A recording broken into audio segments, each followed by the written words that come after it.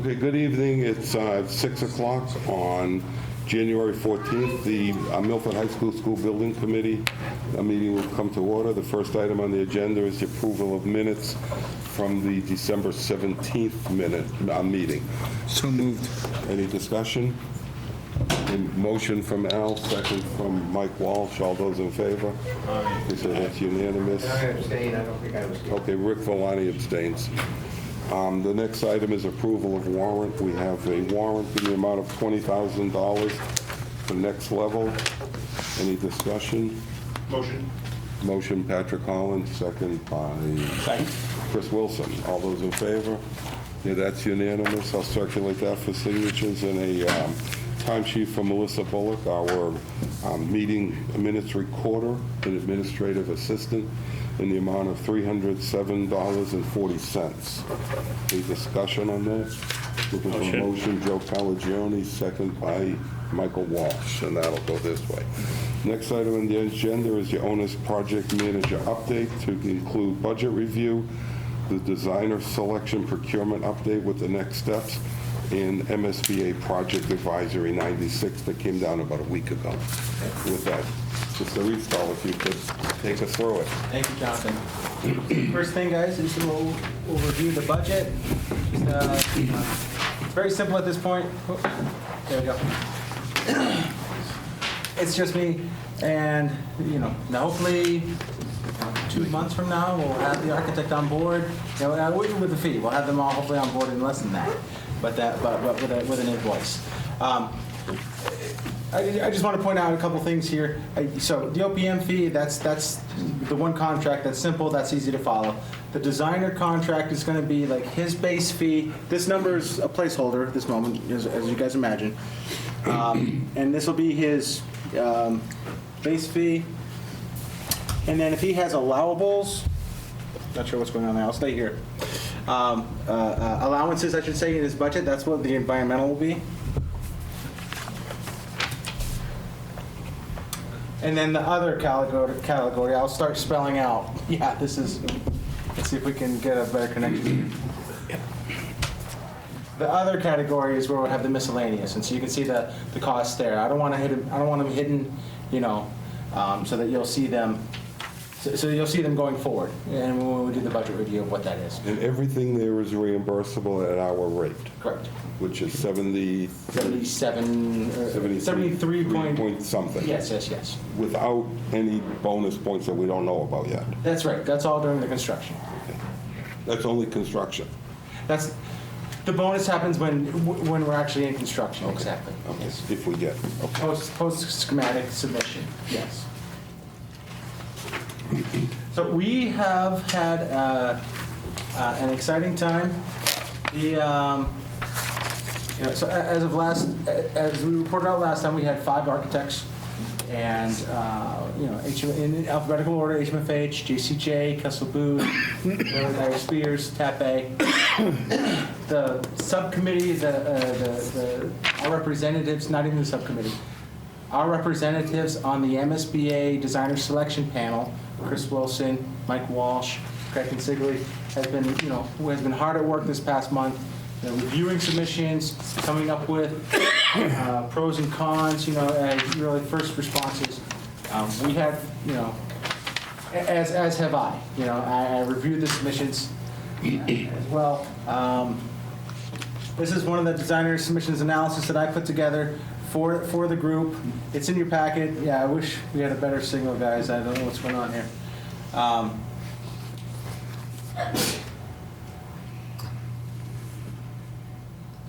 sure how to fix that. But some of the information they had in their hands, you guys have it as well. It's in your packet, and this is what they had when we had our own internal meeting to discuss, and to cross-reference, the 5 firms. Before we met with the MSBA design panel at large yesterday. Surprising, it was just yesterday. And the next slide. We also had to. This is just another form that I had to create. This is the actual. And if you remember, maybe if you do, maybe you don't. A month ago, I showed you this for another project. Well, this is what it looks filled out for us. public procurement in Massachusetts for designer contracts. They're big on women-owned businesses, minority-owned businesses hitting the percentages, and then recently the veteran-owned businesses.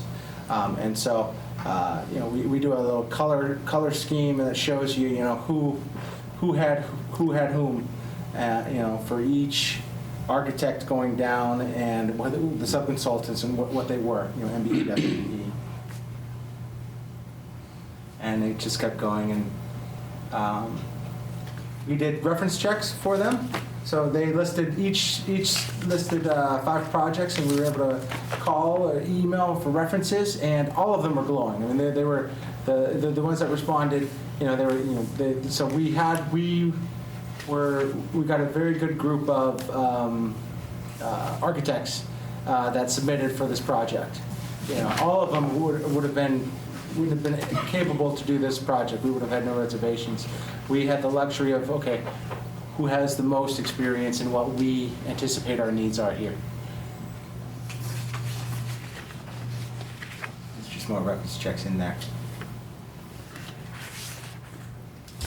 But that brought us to yesterday's meeting. So I'll give you a brief update. There was, I think, 14 of us in the room. And, it was a Zoom meeting. And there was, I think, 90 on the call. All, most of them architects trying to see what the architects were going to get, what their peers were going to, who's going to get the project, and what words were said and whatnot. So, these were the folks that were on the designer selection panel, and we went through each submission. The MSBA provided a summary of each one, and then we were able to comment after each one as well. Each member, they actually asked us for our opinions first, and ultimately, when we got to and after that was done, they opened it up to kind of cross-reference the submissions against each other, and they asked us to go first. And Chris Wilson prepared an excellent summary and overview for the Milford's position, and that really helped the other 12 know where Milford stood. And so at the end of all of that, we were, and I'm sorry, Mike Walsh was also, inputting his comments, as well as Craig. All of them were, speaking on behalf of Milford, very well. And in the end, I think we got what we wanted. We received 2 firms, you can see there at the bottom, HMFH Architects, Kessel Booz Associates. I'm going to pretend nobody read the submissions. I'm going to give a very generalized high level, and that those 2 had the most vocational high schools and comprehensive high schools and vocational technical high schools. The other ones had, JCJ had a little bit less, maybe not as many as Massachusetts as the other ones. Can't fault them for that. Where they choose their school, where their schools are, and Miller, Dyer, Spears, and Tappe, they are. Have many MSBA projects, schools under their belts, but they're mostly elementary, middle school. They haven't done as many high schools as HMFH and KBA, and so we think we have. And yesterday was just a short list, and so we had the choice of 4, 3, 2, 1, but clearly the way the scores shook out, everyone voted. Let's have HMFH and KBA be in an interview January 27th, so 2 weeks from yesterday. And so that's going to happen. You guys saw me send out a Word doc of questions yesterday, and with a turnaround of this morning. So thank you for those who could pay attention. Again, this was the MSBA. This wasn't me. You guys saw the timestamp on that. And to their credit, you want these firms to have as much advanced time to work on the project, work on their presentation as they can. And so, thank you for the input for those that did provide it, and they did incorporate much of it. But some of it was also timing if it wasn't included. Think of it this way, like you're having your comments. Some things are appropriate for the interview, and some things are things we want to just keep in our mind as we go through the project and as they go through design and things that we want to, and so we let the MSBA pick and choose what they wanted to incorporate into the interview questions. But in the meantime, we always have our opinions and things that we're interested in looking at, to bring to the designer. And another thing that I got out of this exercise was just want to let you guys know, the architect works for us. It's not. This isn't. I want to be very. This isn't the architect, and then he has free play in the sand. And he's designing his building. It's really our oversight and our direction that is going to be guiding him. He has his opinions and he has his expertise in how spaces go together.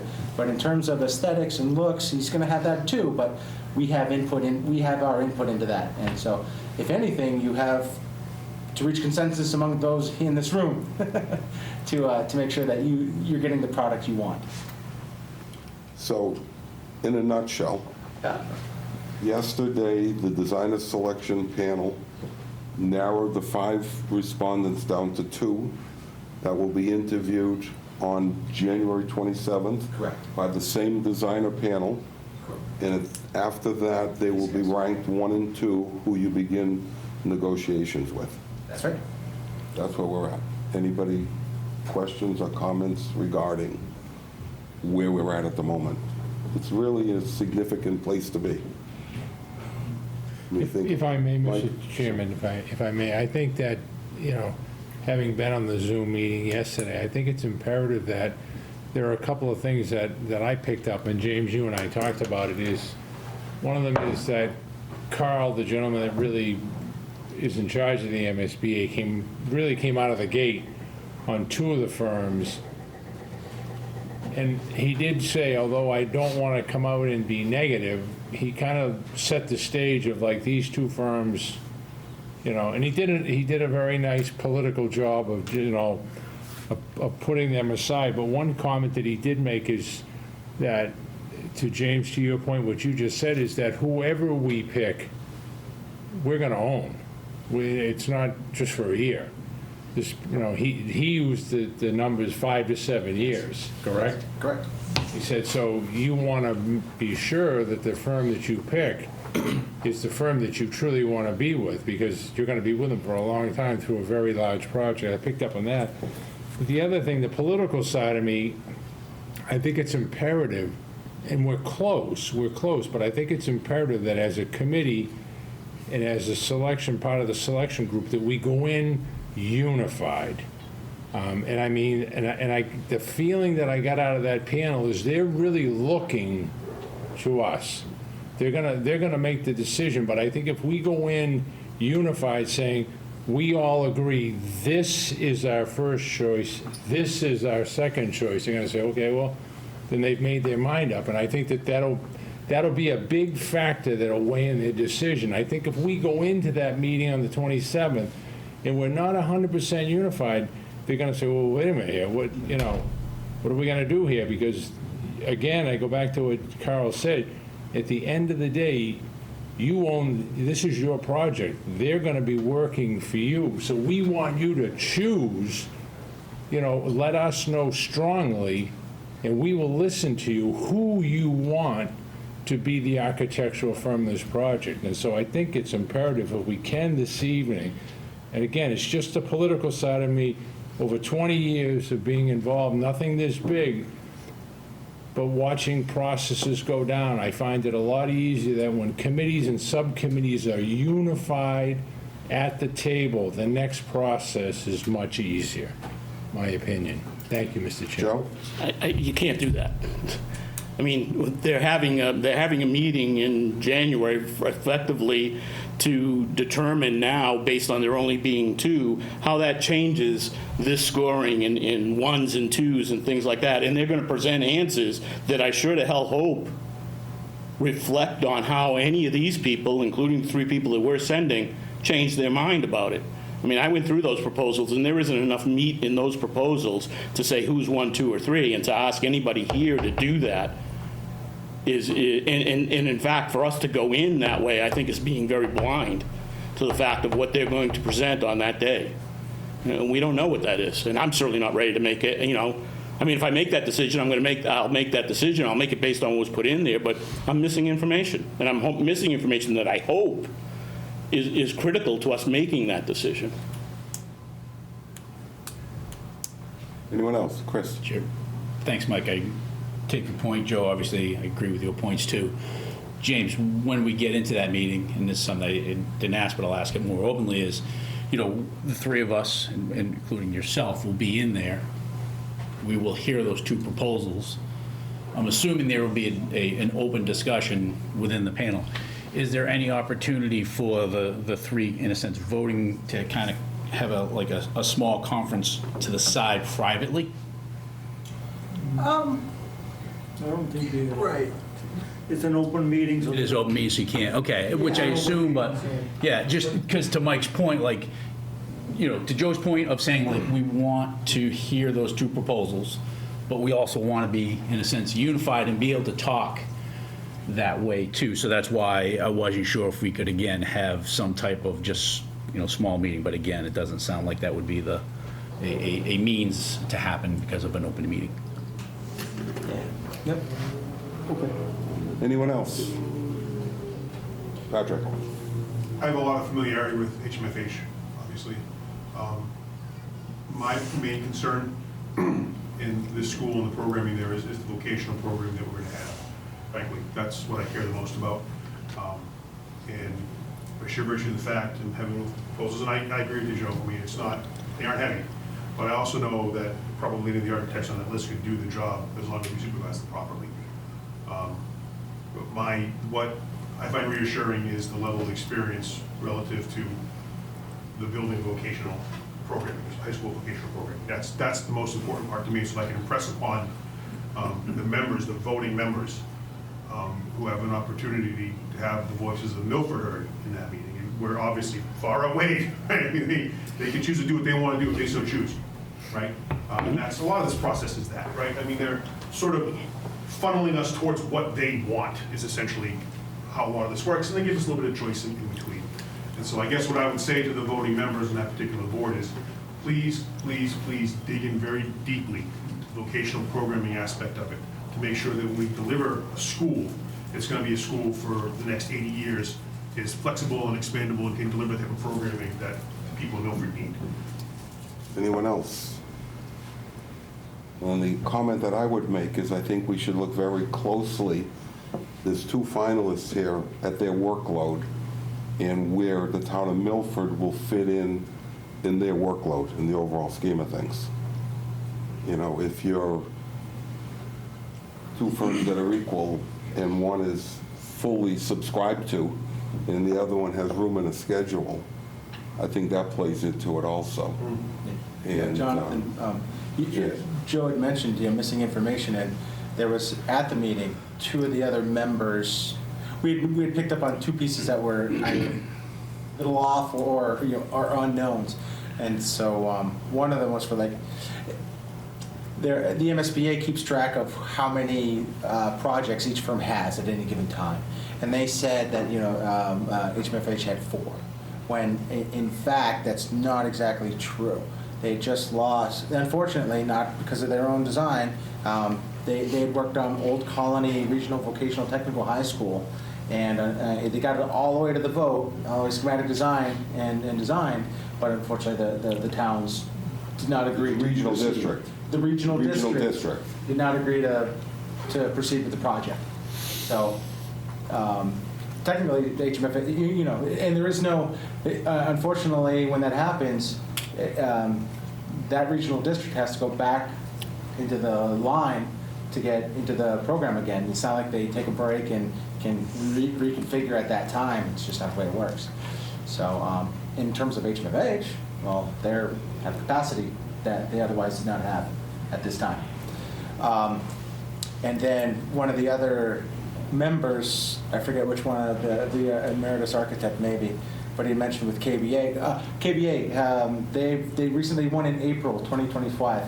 So Brockton High School, and I don't know if you guys know, that's the largest high school in the state, and so the gentleman had picked up on, he was curious, how was how is this team that they presented in this proposal as compared to the team that was supposed to be for Brockton? And, you know, I think the message here is that our three delegates, if you will, or our three representatives on this board are really up to speed on the subtleties of this decision. And I understand what Joe's point is, you can't possibly make the decision ahead of time. But during that meeting, hopefully it'll coalesce into some unanimous position. Joe? I think there was a question in there because I had, you know, I'd gone through and I said, well, you can get the answer from here, or you certainly can follow up. I mean, one of the issues that you have with either of these firms, you know, the school building committee will know what they've given them. They certainly don't know what they have for private work. And they all do private work. And so, and you can ask the question. I mean, you've got to try to hone in on persons that are listed, they're going to be available to us, and those types of things. It's certainly worthwhile to ask them, at least as a company, how much private work do you do, things like that. Because at the end of the day, the people that are going to be working on this, that are actually producing and stuff and making sure that we meet schedules, are the people much further down the list than we've seen. Of course. And if the company is big enough, the fact that they have Brockton or not shouldn't be an issue. But, you know, are the people going to be available, and how much private work do they do, and how much are those other people doing? And you're not going to get, because I've been on that side, and I've had this question asked of me many times, you're not going to get the right answer, but you should be able to get a feel as to how they answer that question to make those decisions as to whether you think they're going to be able to support us the way we want to be supported. The great news is both firms could do the job. Oh, yeah. That's where we're at. So we're in the sweet spot that both firms could do this job. It's just, you know, go in with our eyes open and try to come to some unified position rather than totally fragmented, if we can. Anyone else? Real quick. Michael? I trust the three of you. Good luck. I second that. All right, so. Don't mess it up. Yeah, right. Yeah. There you go. No pressure. Did you hear the part where either But one was again, good? realistically, they could both do the job. exactly. So it's one of these things it's hard to fail at. Next item, Project Advisory 96, which brings a lot of focus to a couple aspects of the high school project. Yes. Now, it's, as soon as it came out, Suresh emailed me and noticed all of the lines that pointed to Milford. It's like, how interesting the timing, you know, that they had, how coincidental it was that they had submitted this, you know, this project advisory. And to his point, some of the information wasn't really new. You know, we already knew it, but be that as it may.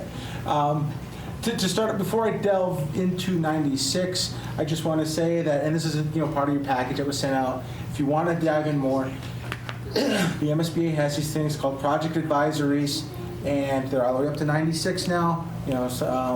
But you can tell some of the guidance for central administration. That's what we're looking at. They update that total project budget, which is really to translate what that is really where they're refining how much they're giving you in terms of real reimbursement.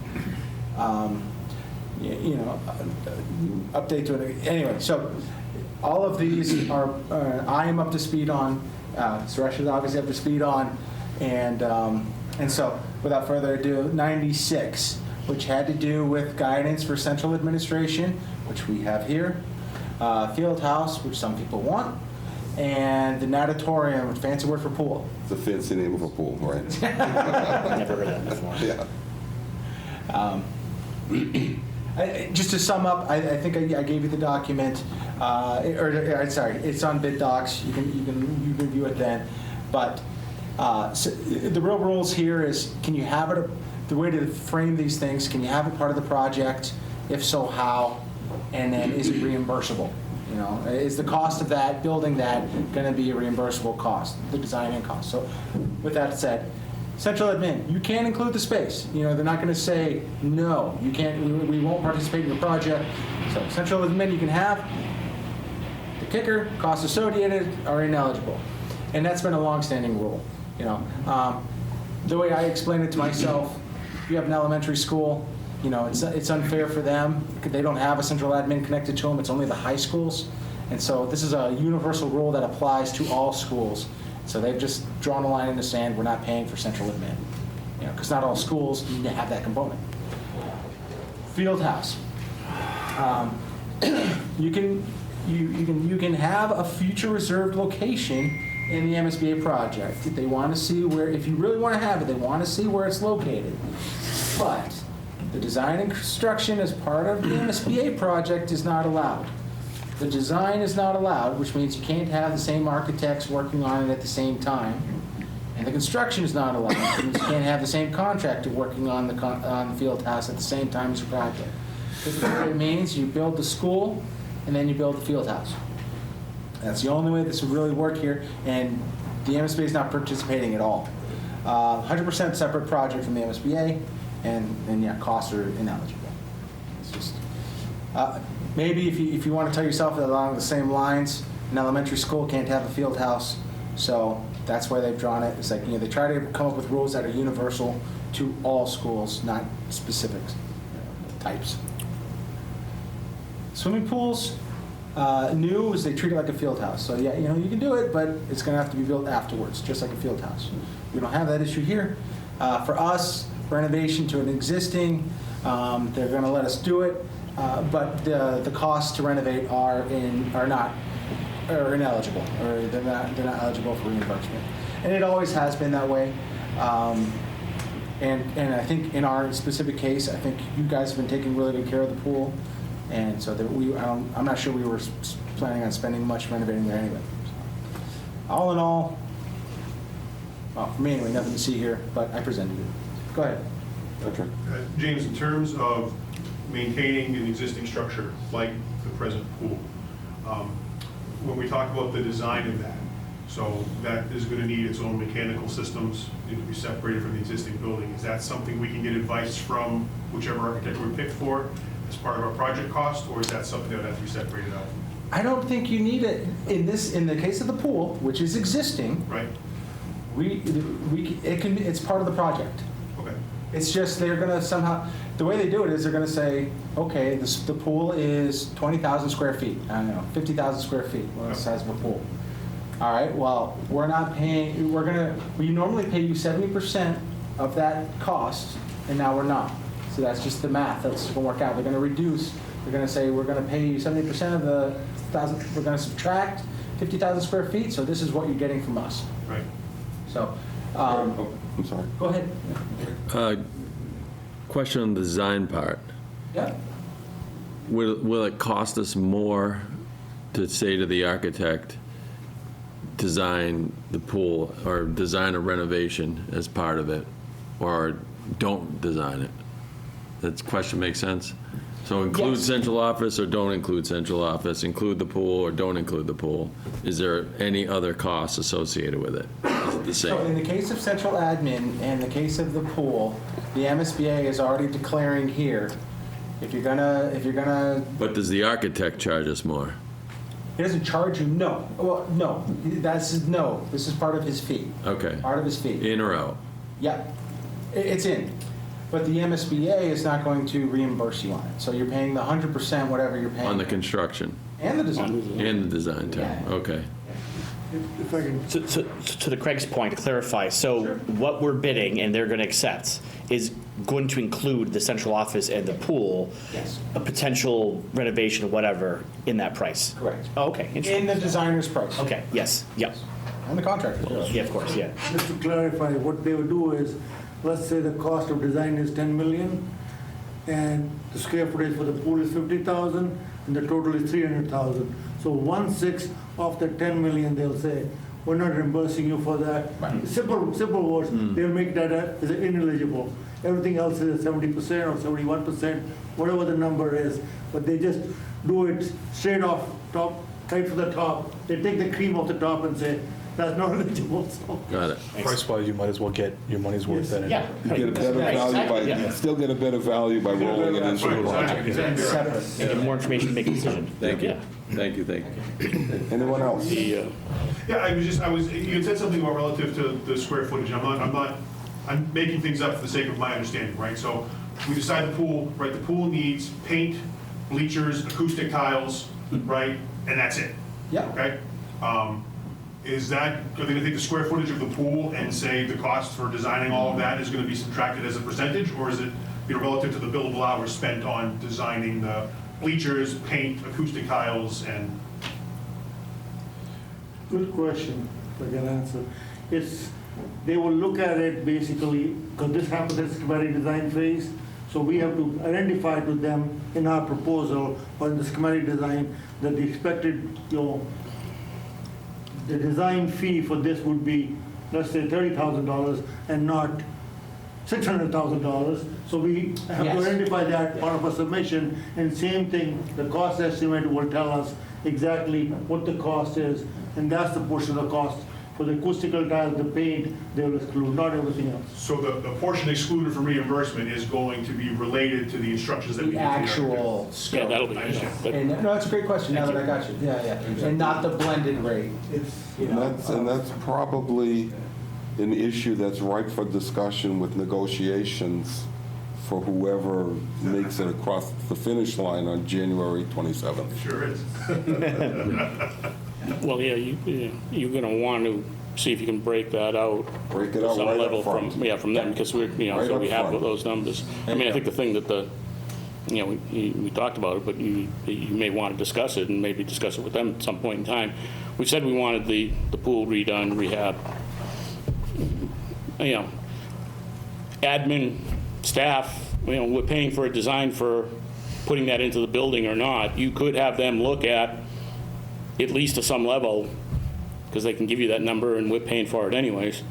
Not to go too far, but to say, okay, how much would a building that we want to put admin outside of the high school there? As opposed to putting it in the high school, because we're going to be paying for all of it. And is it easier, better to pull that out and have it designed as a separate project and do that? And we can at least get an idea from whoever we get, because they're going to know that. And then make a decision as to how you want to do that going forward. The pool, you don't have as much. But the one thing with the pool is, your statement of it's in pretty good shape, certainly isn't in the format of this. This is got to last us 50 years. It's nowhere close to being in good shape. It needs to be redone. The other thing that you have is an issue of is if you go forward with that, we need to, and there may be a way of doing it, but we need to improve the handicap accessibility of that structure significantly. So there is structural implications that would need to be addressed however we move forward with it. So that it's not going to be acoustic tiles and paint the pool. I didn't say you were. I'm just saying though. That's why I was choosing the small. Yeah, I know. Yeah. No, I'm just. Yeah, there is no handicap access to the balcony. Correct. Right now. But It doesn't exist. the So. most important part of this discussion is the realization we'll never be in a stronger position to negotiate with whoever the finalist is than now. Yeah, and certainly for the pool, I mean, for the pool, building, yeah. for the building, it may be easier to pull it out, but for the pool, it definitely makes sense to somehow figure out Break it out up front. how you do it together, Break out and do them as the same contractor doing the pool as the rest of the building. You don't want to deal with that. In terms of central admin, they'll listen to you. I don't know if you like it or hate your central admin space or not, being the way it is. But they will take the holistic view, and you know this. But so if it makes more sense, that it fits over here on the site, so that they can do the X, Y, and Z on the building over here for the education, and you want that level of separation, or you want inclusion and you want to still be a part, they'll listen. They'll take all that into account. But we have options. Anyone else? The next item is a school committee update. Is there anything? No school committee update. Any old business? Any new business? Then before we adjourn, based upon last meeting's discussion, everyone should have a placeholder in for February 4th. And we'll see what happens on the 27th, if that's a good time to meet, or whether it should be 2 weeks later. And other than that, I think we're done. Motion to adjourn. So moved. Michael, and a second. Mitch, he's nodding. All those in favor? Kids are not. We are adjourned. Thank you. I saw the nod. So what two dates we blocked?